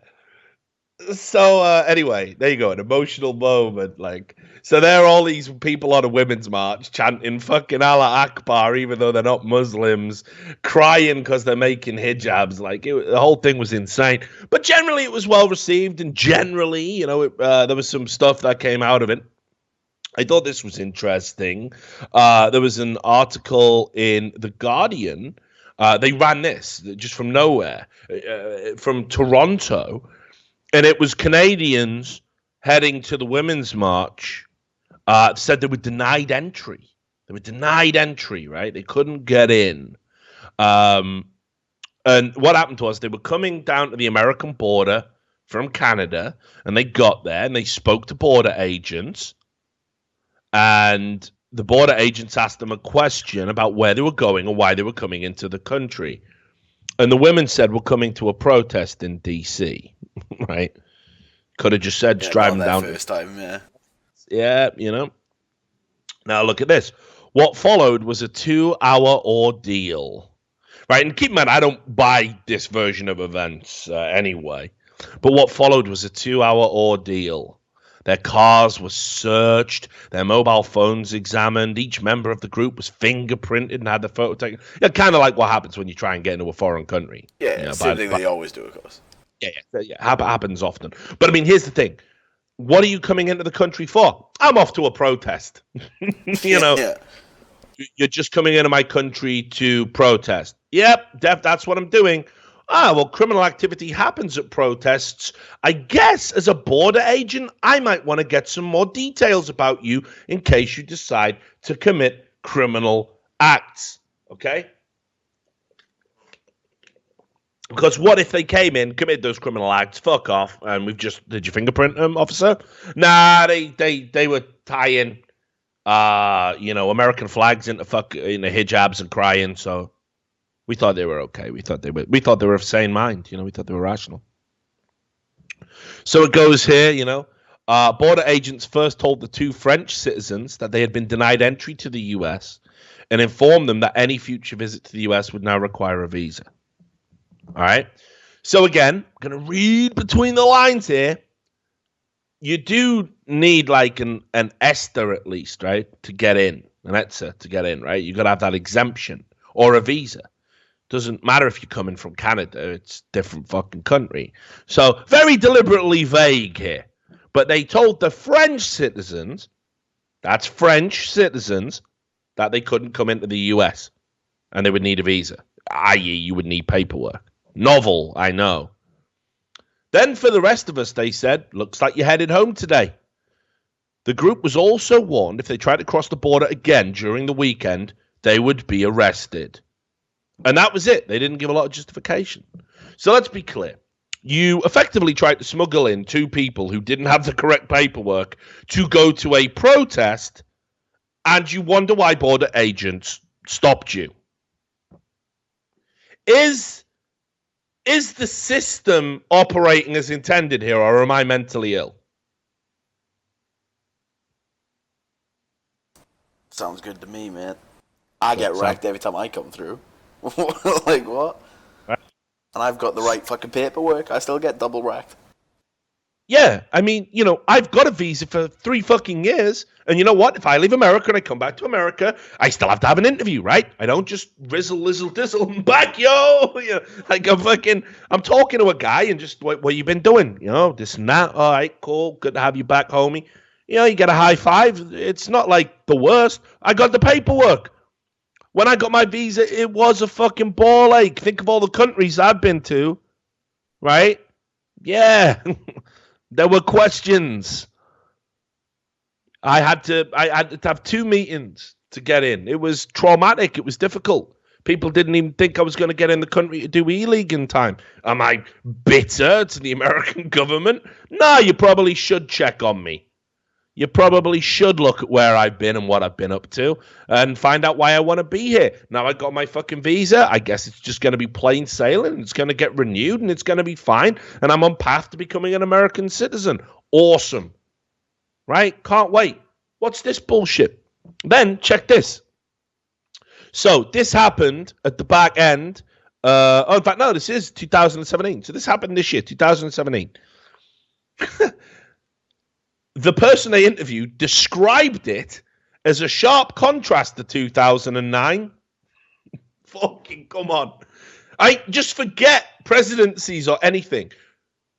2009 was a sharp contrast to pre-September the 11th, 2001. Oh, wow. Of course it is. Things change. Like, things happen. History happens. Life occurs, you know? Like, what do you want? Oh, you can't smoke on the planes anymore. What sort of mentality is this? What nonsense is this? I couldn't even get in for this one. Whereas at the other one, the guy on the border literally gave me a high five when I came in. And everyone was just like, welcome. The whole city was partying. Nobody was there to protest Obama the first time. Can't think how a bunch of fucking militants got in the country. Like, as if that's a better system. Yeah, we came down for the presidential inauguration. What did you come down for? Just to party? Border agents just let us in. Didn't even look at our paperwork. I mean, it doesn't even say, by the way, that back then in 2009, they had the proper paperwork or anything else. Gibberish. But, of course, The Guardian runs this complete fucking non-story. It's a non-story. It's a non-entity. The headline may as well be, people without proper paperwork denied entry to country that requires paperwork. Oh, mercy. Think of the children. Fuck me. And then, of course, just because the left is the fucking left and it does what it does, Women's March, right? I don't have a problem with it. I said it's a bit silly, whatever. It's a bit fucking silly, yeah? It's all a bit silly. But you know what they didn't do? What's that? Well, it was a woman's march, mate. How dare those cisgendered shitlords go on a woman's march wearing those pussy hats? Because, you know, so like these days you could be a woman and be packing fucking heat, right? So if that's the case, then the pussy hat is discriminatory. So you can see here over at freebeacon.com, I took a screenshot of it, right? Transgendered activists got upset with the white cis women's march because they weren't marching for women by wearing those pussy hats. So you can see here, transgender activists upset that the Women's March over the weekend was not inclusive to biological men who identify as women. Pretty sure the term biological men's pretty fucking triggering, actually. How dare you assume my biology, sir? Right? Who identify as women, as the protest presented an oppressive message that having a vagina is essential to womanhood.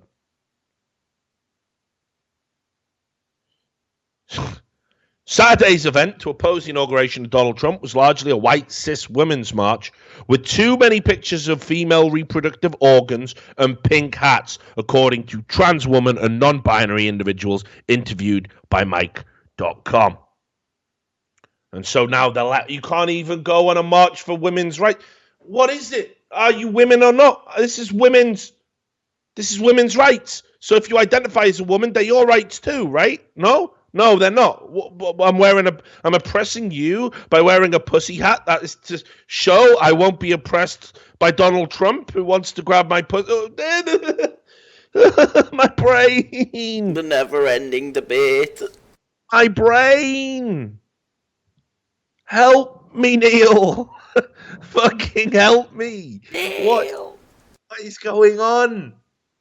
Oh, Lord. You can't win. March for women's rights. Well, actually, I don't identify as a woman. I identify as another kin who's marching for our rights. Oh, well, no one. God, well, that means you're oppressing me because you're not marching for my right. What? So every fucking person who marches for themselves has to march for everyone else all simultaneously? But actually, as well, you're going to get some benefit from this. The slogan was women's rights are human rights. Are you human? Is that a thing? It's giving me a tumor. It's giving me a tumor. It really is. The insanity. I just don't get it anymore. And just while we're here talking about fucking mentally ill feminists, Lena Dunham. I always love a bit of Lena Dunham. Not related to the march or anything, but I thought this was good, right? She is a mentally ill feminist. Yeah. So why not, right? Lena Dunham. Donald Trump made me lose weight. I mean, fucking hell, he's already doing God's work. First of all, right, whoever picked these pictures, like, is a fucking ledge. It's a fucking ledge because you got both of them looking like absolute trash. Like, it's fucking so good. Like, Donald Trump looks like he's just come off the tanning salon. Yeah, mad white eyes.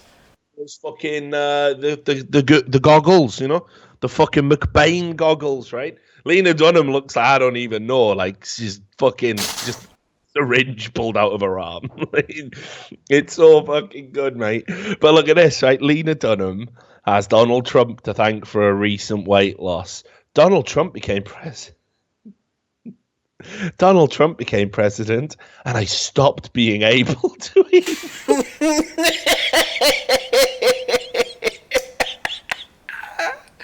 Oh, you better hope he ups that fucking caring allowance he's giving people then, Lena, so I can chew your food for you.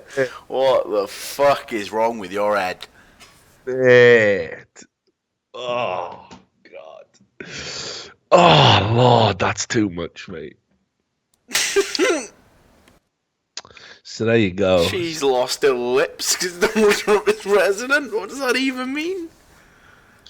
Everyone, no, look at this though. Like, look how much fun she is to hang out with, though. Everyone's been asking, like, what have you been doing? You know, like, like how you just say to people, how are you doing? Yeah, and I'm like, try soul-crushing pain and devastation and hopelessness, and you to lose weight. Hang on, love.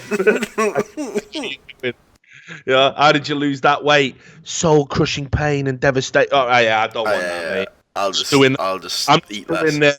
You know, she should release a book, mate. The soul-crushing pain and devastation diet. You too will lose weight through despondency. I'll give it a try. Holy fuck me! Like, what is wrong with this woman? Right. Okay. Let's talk about Stonewall. Right, Stonewall. Because this was another protest that went on and didn't garner as much attention. It did trend on Twitter. Now, Stonewall. I'm all, this was a gay rights march, right? Like, just gay, and these marches all happened in quick succession because I think every minority group believed Donald Trump was going to kill them all. So they all thought, fuck it, we better have a march, mate, before we're all dead. Don't kill us. Don't kill us. So, anyway, so the Stonewall march. Called because it was going Stonewall Inn or something in New York, is that, it was just a march for gay people and they were coming out and there was loads of people there and they were like, it was just madness. Some of the photos, mate. Again, I don't have them at hand. Maybe I'll try and find some. In fact, no, you Google it. You just find Stonewall protest photos. You'll find all these bizarre, like, you will not put me in a camp, Trump. Like, what? Like, did anyone see Trump with that rainbow flag? I did. Did anyone hear Trump say Caitlyn Jenner can use whatever fucking bathroom she wants in my building? Did we lose facts? Like, are facts not important anymore? Like, does any of this matter? Pence said all about all that electroshock and curing the gays. I mean, fuck, you could throw a dart into a hardcore fundamentalist Christian crowd and you'd find people who think that shit. But they're just fucking retards, aren't they? They're just retards. He's not going to actually do it, is he? No government's going to allow that to go through. There's like the Senate and all this other shit. Congress, there's all these layers. Pence isn't just going to wake up one day and go, yeah, you know what, Donald? I was thinking like we should start electrocuting the gays. And Donald Trump's going to go, well, even though I raved that rainbow flag around, you're all right, Pensy. Here you go. Here's some electrodes. go get yourself some fucking iron puffs, you know. Just, oh, God, mate. What's going on? So anyway, the Stonewall protest was happening. Like, look, fair enough, right? Fair fucking enough. Let's go out there. Let's all have a march. Gay rights. I think gay rights have made huge progress in the West. I don't think we see as much violence perpetrated towards gays. It's on the increase. That may or may not be due to immigration. You decide that one. I've seen a more tolerant society. I think it's more tolerant than ever. We've got same sex marriage now. I think we're heading in the right direction. So cool. Definitely go out, definitely march and do whatever you need to do. But here's the thing. At the backdrop of the march, amid all of this nonsense, we got this weird fake news thing going on. It went out like wildfire, like the jungle drums.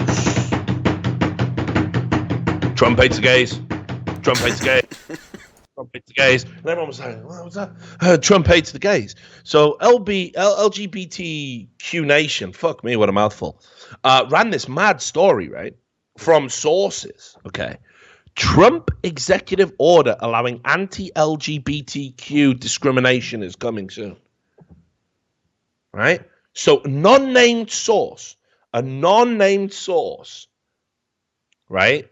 Just happened randomly. An unnamed government source just randomly decided to speak to LGBTQ Nation on the condition of an anonymity. And they said he was going to pass an executive order that would allow for discrimination in a number of areas, which included employment, social services, business, and adoption. And they're really vague and fucking nebulous on it. Right? But everybody started replying to it. And look, they created the rumors, and then they got people to comment on the rumors. Like, see here, the rumors of an anti-LGBTQ executive action by President Trump are deeply troubling. They're unsubstantiated, unsourced rumors. This has the same validity that he laid down in that bed that Barack Obama fucking slept in one time and got a fucking woman to piss all over him.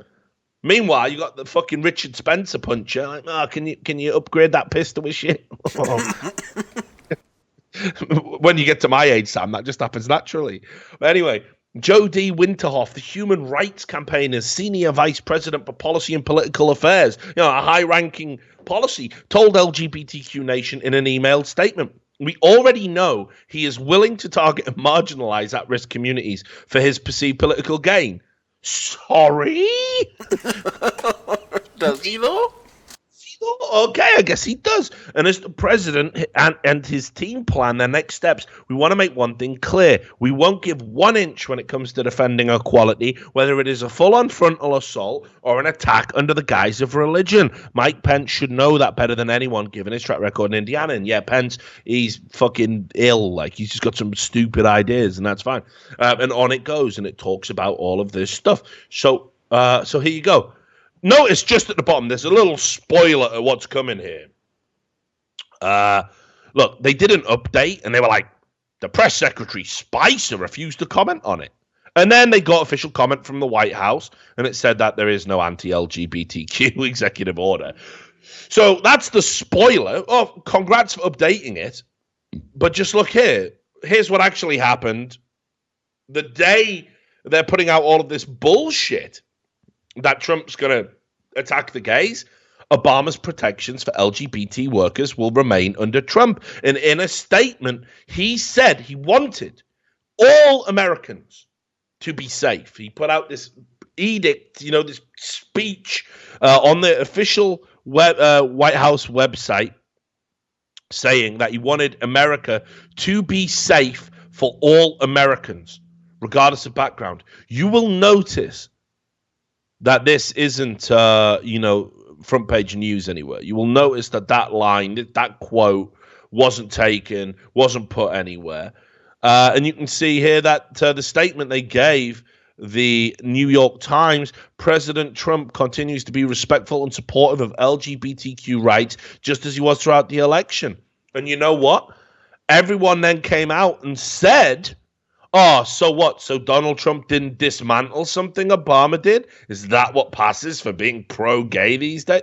What do you want? You made up he was going to fucking discriminate against you. He didn't do that. Not only did he not do that, he upheld previous administration legislature that gave increased protections, prevented businesses and even the federal government itself from discriminating against gay, lesbian, bisexual, and transgender employees. Right? He upheld that. But apparently, that's nothing. That is a low bar. And according to a gay rights advocate, Chad Griffin, is quoted right at the end, and I don't know why the New York Times felt, rather than quote the official presidential speech, the statement that was made while reinstalling, if you like, this legislature, why you have to end the piece on. This quote from Chad Griffin, LGBTQ refugees, immigrants, Muslims, and women are scared today. And with good reason.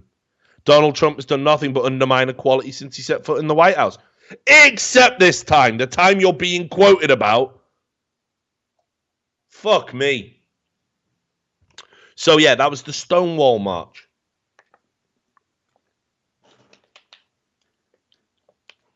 Right. So there's plenty more to come. But I'm looking at the time. How long have we been doing this? It's coming up to that 2 hour. 2 hours, yeah. So we'll have to get in at Berkeley on the next one. We'll have to do Berkeley on the next one. We'll have to do the travel ban on the next one. But we've got a few little sneaky bits at the end. Ooh, this is a good one. We'll love this. Did you hear about the ESPN commentator who got fired? No, I didn't. Check this, right? Doug Adler, okay, was a tennis commentator, and he was doing commentary on Venus Williams, and he said that she was playing with a guerrilla effect, but he meant guerrilla warfare. Yeah, G-U-E-R-I-L-L-A, not gorilla. G-R-I-L-L-A, different gorilla. One's pew pew pew, other it's gorilla, right? Two very different things. I think we can all fucking agree.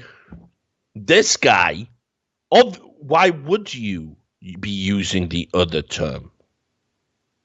Because he was saying, she was sticking and in and out and doing it like a guerrilla warfare would do, a guerrilla effect, right? They said he had to be fired because he called Venus Williams a gorilla. He lost his job over that. There is no outrage over this, by the way. I mean, nobody came out and said, hang on a minute, he's been fired for using a word that sounds like another word, that word itself would be debatable if it was racist, because context matters. And he didn't even say that word. He said a word that rhymes with that word. So he got removed. He got fired, dude. Sound. And look what he says, right? I mean, shit. He just said it's been his statement. Oh no, hang on. Yeah. I should have been more careful. He just fully took it on the chin like a cuckold. He apologized. What are you apologizing for? You said a word that sounds like another word. What is this? How are we doing this? How is this okay? This isn't okay. This isn't all right. It's madness. They asked Venus Williams about it as well, right? And this really upset me, you know? You got an opportunity here, Venus, to stop the madness. You can intervene. This guy hasn't offended you. He hasn't hurt you. He hasn't said anything racist or mean-spirited about you. When asked about it, she refused to address it. She said, all I can say, it's been a wonderful career full of positives, and that's what I focus on. I mean, what else can I do? It's a beautiful life, and that's how I feel about every single thing. I pay attention and address situations that are noteworthy. That's been my past record. This guy got fired. It's noteworthy to him. You know? I put it this way. If let's say, I don't know, fat slurs were as offensive, right? Perceived racism. And some guy said, you know, the things Richard said on that broadcast were fat. And he meant fat with like a P-H-A-T, like cool, like what cool kids say. And that guy got fired over it. Even if I thought maybe he means it a little bit, but I can't prove it, or even if I'm super sensitive about my weight or whatever, which I'm not, you know, I'd still probably say he doesn't deserve to be fired. Like, I think it was just a misunderstanding. Let's just, you know, let's not fire anyone on my behalf. Nah, didn't say it. Didn't, you know, I mean, come on, dude. Why has that guy been fired for saying a word? Like, you know, that sounds like another word. So this as well. Which I know you're gonna dig this. Killer Instinct. You know the game? Yeah. Right. So I don't know. I'll just actually monster title. Yeah, I'll express my ignorance here. By the way, so is that still a thing? Because I remember old Killer Instinct. Is it still that version? Or have they like made new? So. I think it's new. That's why there's a World Cup for it. Probably because of the people who made it have paid for it, I'd assume. Yeah.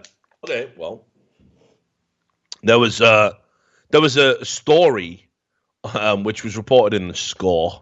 Who like to plagiarize other journalists' work, by the way. Good people. But the Killer Instinct World Cup apparently was going to enforce a rule that banned teabagging. Who got so triggered that had to even come up, though? You know one of the players fully broke down.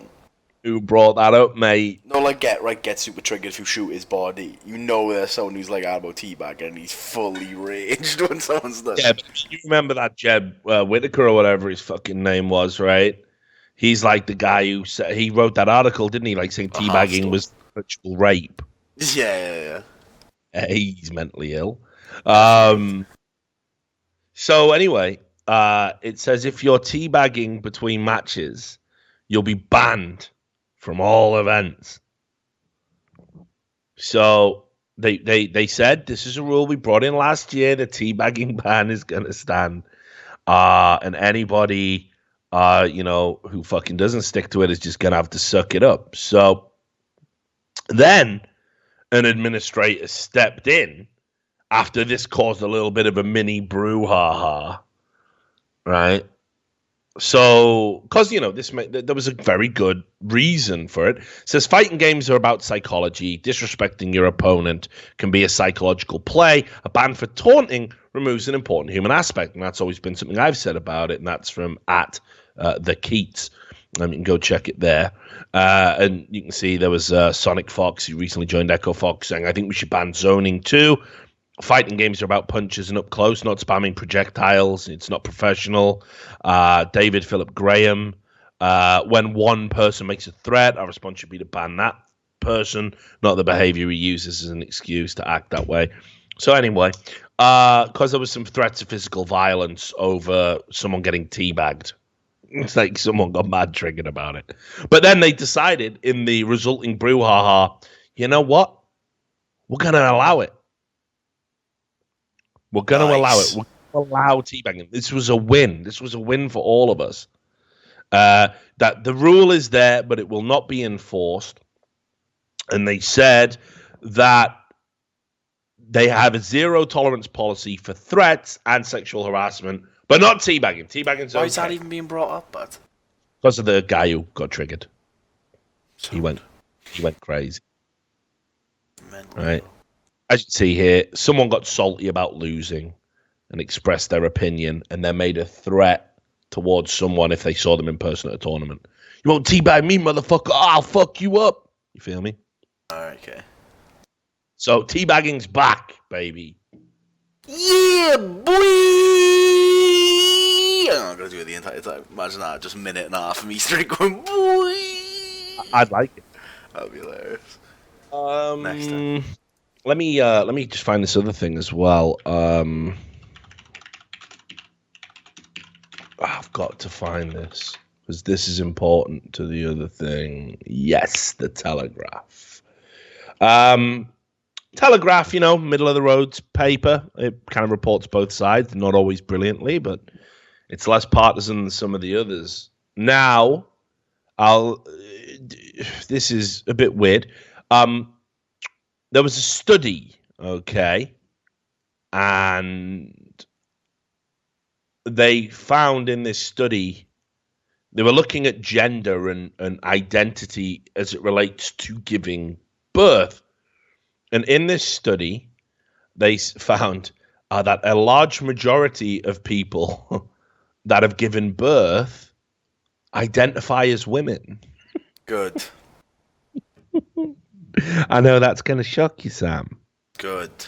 And if you've given birth to a child, you may identify as a woman, right?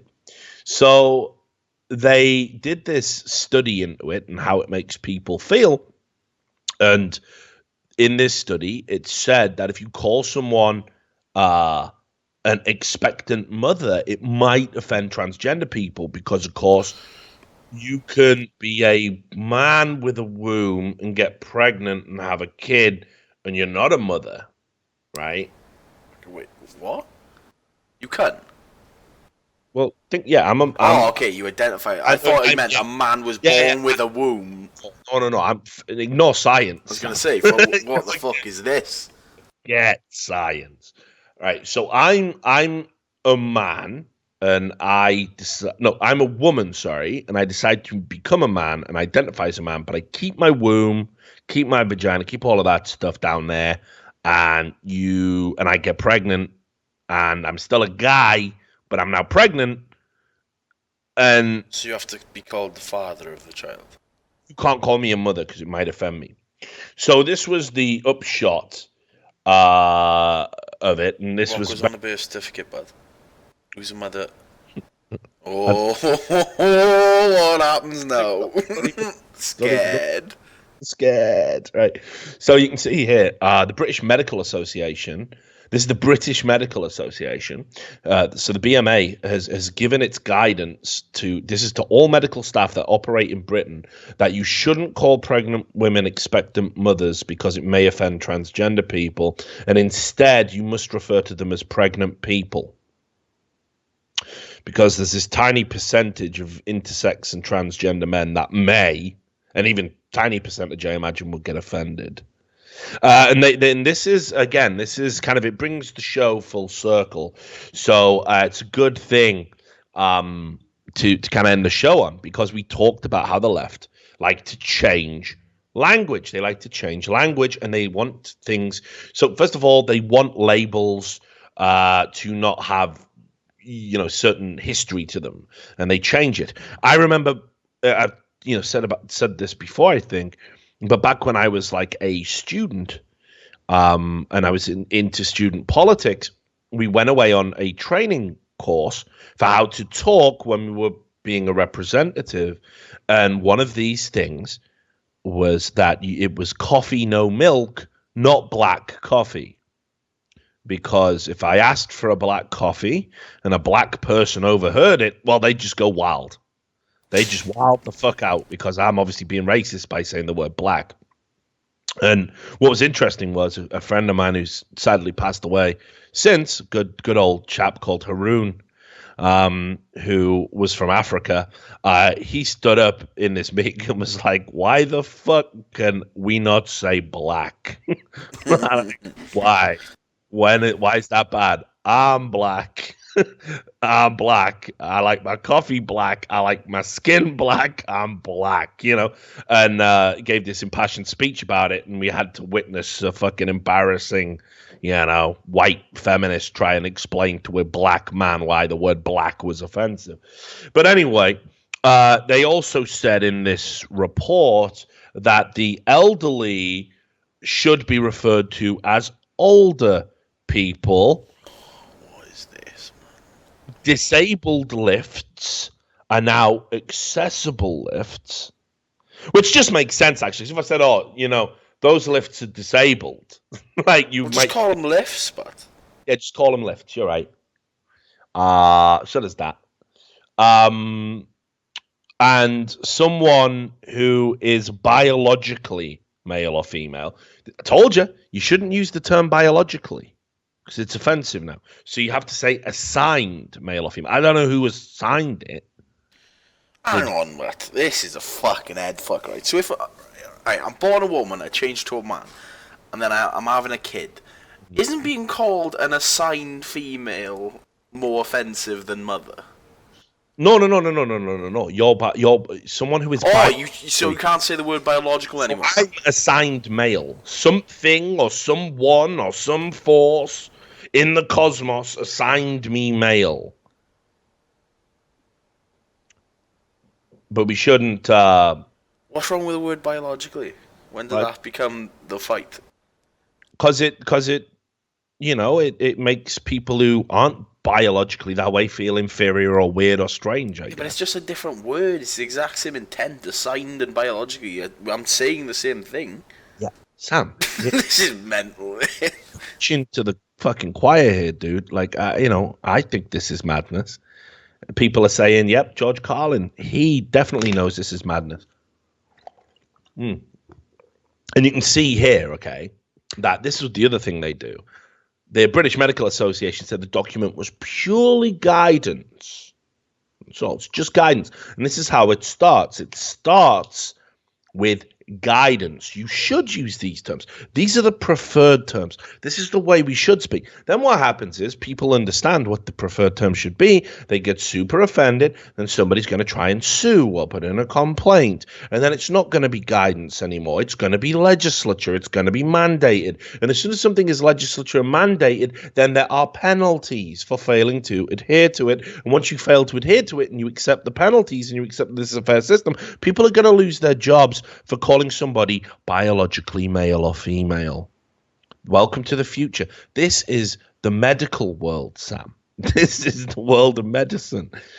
This shouldn't have any fucking politics involved, but it does. And now we're policing language. On pregnancy and maternity, the report says gender inequality is reflected in traditional ideas about the roles of women and men. I mean, that's nothing to do with gender inequality and everything to do with the fact that we are different as a species. We're divergent in that way. A woman is different to a guy. We have different health problems, different capabilities, but whatever. Though they have shifted over time, the assumptions and stereotypes that underpin those ideas are often deeply rooted. A large majority of people that have been pregnant or have given birth identify as women, but we can include intersex men and trans men who may get pregnant by saying pregnant people instead of expectant mothers.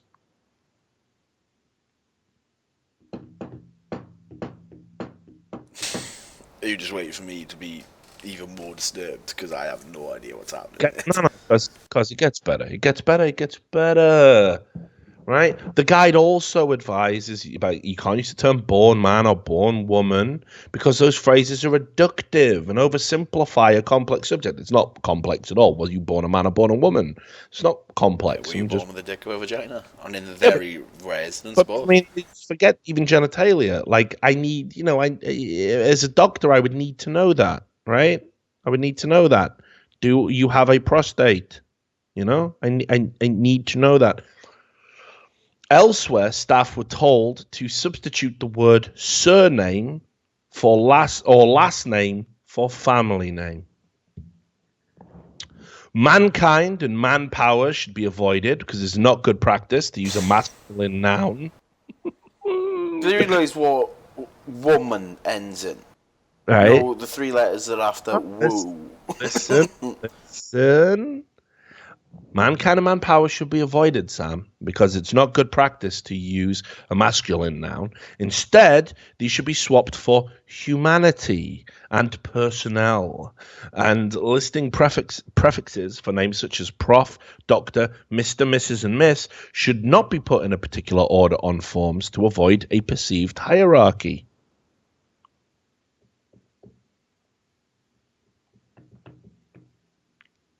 So there you go. I think we can all agree it's better, Sam. What? If we use these words, I think we can agree. The thing is, it's literally just the George Carlin bit, and it's real. Like, it's literally just real life. Oh, yep, it's true, dog. It's fucking true. It's here. It's real. It's real. Listen, and I'm going to put the caveat out here because I know this is one of the things I hate about talking about this and doing these bits. You get lots of people come up to me going, good on you, Richard, sticking it to those trans people. Like, listen, I'm not anti-trans, all right? And if you want to harass somebody for living their life the way they are, you're a piece of shit. I mean, that just goes without saying. But here's the thing. There has to be some fucking baseline, some sanity involved where we can have an adult discussion using adult words without infantilizing, trans people. And I've never met a trans person who says, do you know what I bloody want?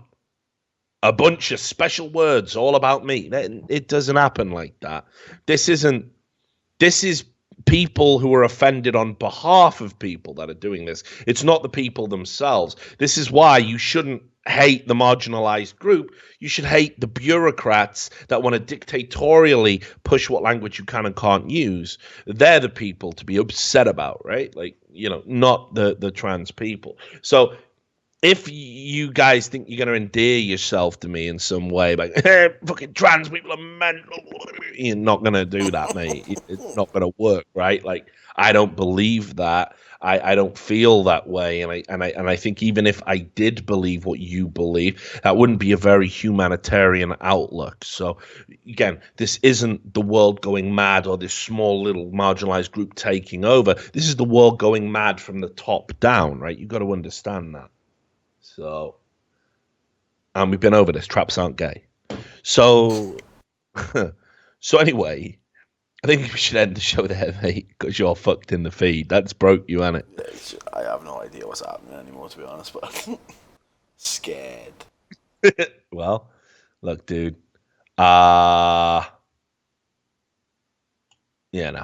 Words are out to get us. So look, I was going to do the show live. Actually, it was interesting. Yeah, we're going off a lot, but trust me, it ain't my side, and the VOD is fine. So everyone who's watching the streaming, go watch the VOD and catch all the drops. Yeah. I don't know why we've been going in and off, and I do like all the whole, Twitch will not divide us. Twitch will not divide us. I'm enjoying that, right? Like, I'm feeling that, In fact, you know what? Can we just get a fucking solemn repose for this? Let me just bring it up, dude. Okay, here we go. Because the he will not divide us. It's over. It's over. It got shut down, dude. Shut it down. Shut down. And what's really fucking funny, there's The Verge. Actually, the BBC is better because it's more fucking like hysterical. It's just retarded. It's just so stupid. Here it is. Because I tweeted this link out earlier today saying it definitely divided people. It turned out having a bunch of idiots shouting, he will not divide us. I'm battering people. Fighting one who comes up to laugh at you for doing that. Who saw that coming. This was on the BBC. Shia LaBeouf's anti-Trump exhibit shut down over violence. Okay, so it got shut down over violence. And if you go to where the live stream used to be broadcast, it just says the museum has abandoned us. Right? I mean, keep in mind, it was Shia LaBeouf that got arrested. He had a little set to with somebody and got arrested. But the BBC report here, of course, it works it in, right? And this is the other thing we do. we don't correct the facts of another publication. We just echo the lies of another publication. The New York Daily News reported that a number of white supremacists turned up at the site over the past 3 weeks, including one apparently wearing a Nazi hat. He may be the only white supremacist. We all saw him in that clip. He drops the old 1488 before Shia starts gobbing in his fucking face like a cave troll, right? You know, maybe he believes in white supremacy. Maybe he's a little fucking teenage edgelord. I guess we'll never know because he's not important. But there you have it. They got shut down. It divided us. You know, he couldn't even stay undivided with the museum that fucking hosted his project. Who knew? So, rip. And Twitch will not divide us. Twitch will not divide us. So, yes, if the show did get shut down at various points, apologies for that. It's definitely not at our end, as you can see. Thanks to all of the new subs, all the people who dropped in to watch, all the people who are catching this VOD on YouTube. We're going to end the show here. We're going to try and catch a collective breath. We'll come back and hit you with the Berkeley riots and all that good stuff in the next show, which could be as early as tomorrow, depending on not whether Sammy and Sam need to go out and have a fucking drink tonight. Anyway, there it is. You take care of yourselves. Thanks a lot for watching, and we will see you on the next Richard Lewis Show. Peace.